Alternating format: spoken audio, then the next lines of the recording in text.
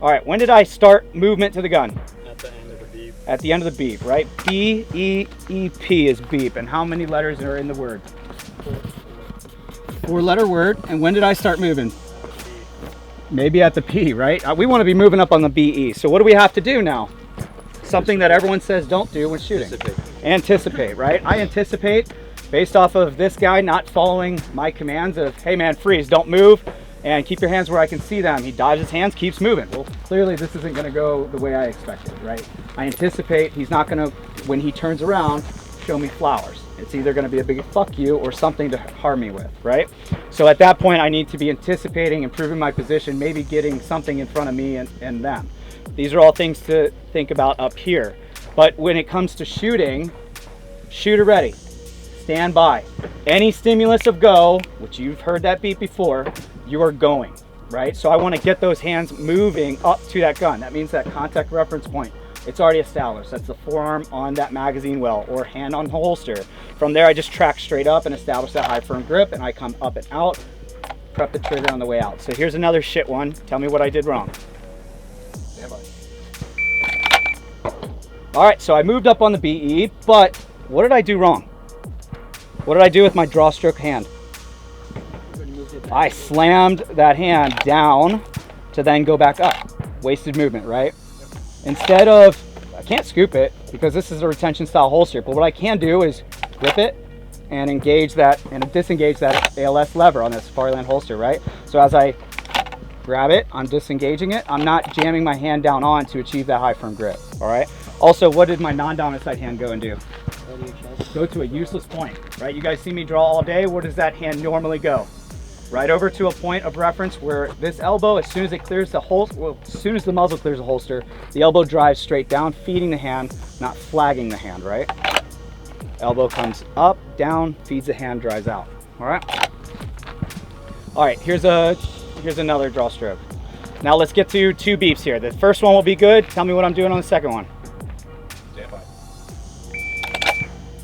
All right, pretty decent, but the elbow never dropped, right? The elbow stayed high, so I want to drop that elbow immediately as soon as it clears the holster, not 10 inches from the holster.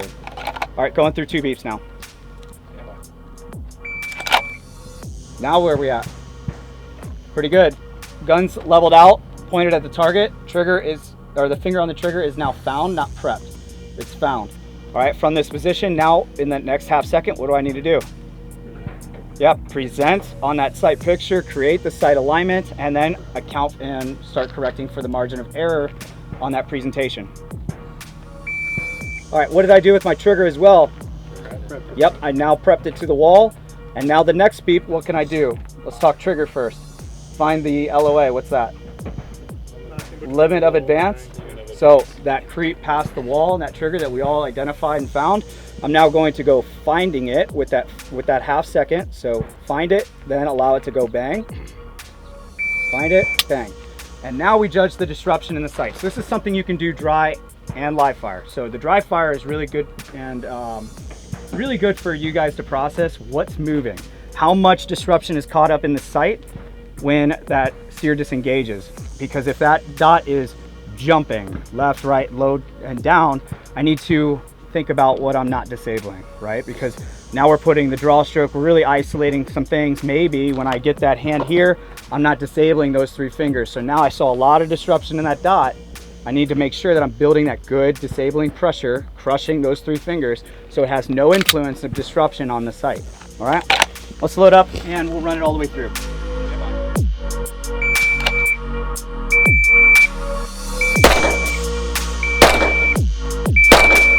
All right, make sure you're watching the draw stroke. You're not gonna learn anything by watching the holes in paper. Again.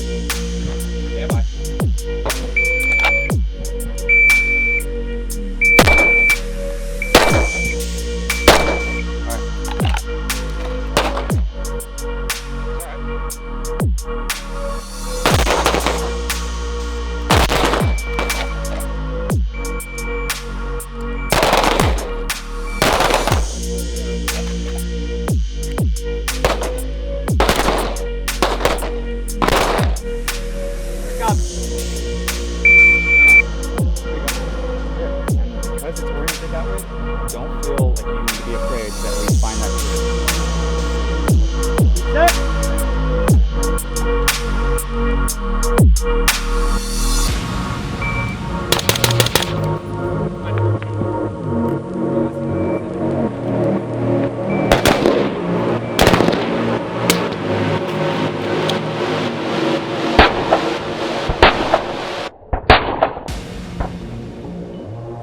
Hey, Chris with CGS Suppressors, out here today with Achilles Heel Tactical. We're training baseline carbine. I've been in the gun industry for about, give or take 10 years. I've trained with all the big names out there, and I really think fundamentals are important. And for a baseline fundamentals class to really refine those skills and know what fundamentals are, Achilles Heel puts on a phenomenal course.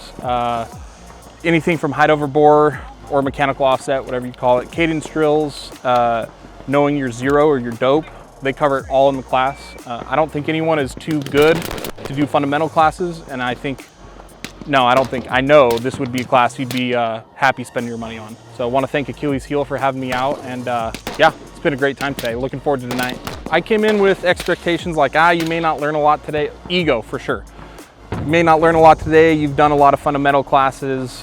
Not the right attitude to have. We all need to work on fundamentals, and just because we've all done fundamentals with other people doesn't mean someone like Achilles Heel Tactical or Rick specifically can give you a little nugget. Or for a lot of guys that were here, this may have been their first professional baseline class, right?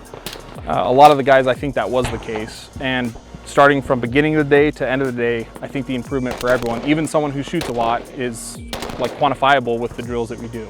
You guys time everything, track hits, mark everything, so you can get quantifiable, real-time data of where you're struggling, where you're doing good, and how to make them both come together and up your skills. So one of the greatest things, I mentioned this to like 2 guys in the class, some instructors, when they miss, because everyone misses, say, oh, I meant to do that to show you this. Rick has not done that once. Every shot, I mean, he's a good shooter, but again, everyone misses. Or it's outside of the acceptable accuracy, right? He's like, nope, I messed up here.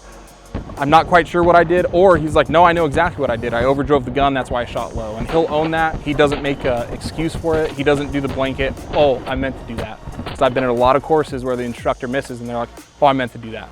So I really appreciate the honesty and just being open about, hey, here's my strengths, here's my weaknesses. We all have room to grow. And he said 4, 5, 6 times today, I'm still a student. If you're not a student, you should probably rethink that. And so I just appreciate that mentality. Yeah, I already plan on some of the range day events that you guys do, the RX range days, right?